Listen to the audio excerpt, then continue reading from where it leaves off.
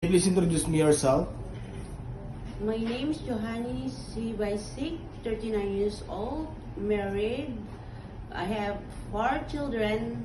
I live in Cebu, Nueva Vizcaya, high school graduate. Okay, so do you have experience abroad? No sir, but I work here in the Philippines as housemaid. There are 3 in the family. Husband and wife, and the child was 3 years old.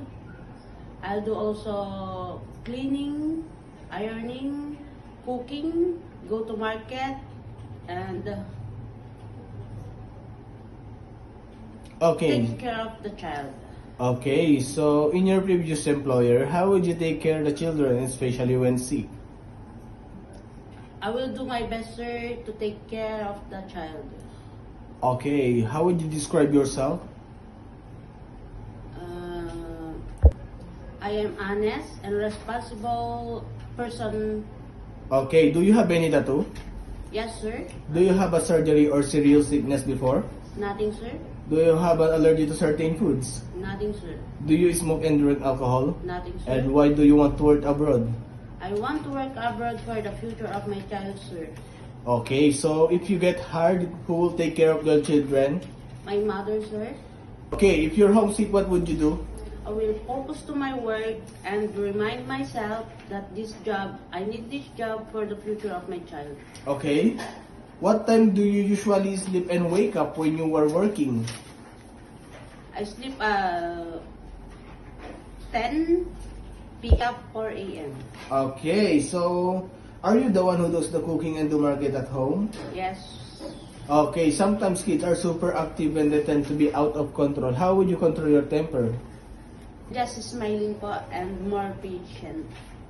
Okay, so do you accept no off days but to be paid instead by employer?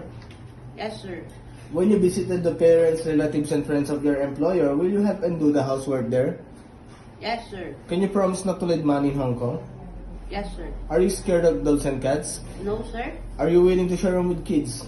Yes, sir. Do you promise not to use cell phone during working hours? Yes, sir. Do you promise to finish your contract? Yes, sir. Can you cook Chinese food? Good, sir. Hey, can you sing a nursery song? Yes, sir. Sing it. Johnny, Johnny, yes, Papa.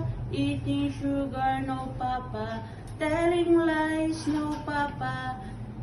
Okay, so what is your message to your future employer? Hope you select me as your helper. I'm honest, responsible person. I promise to serve your family with all my best. Thank you.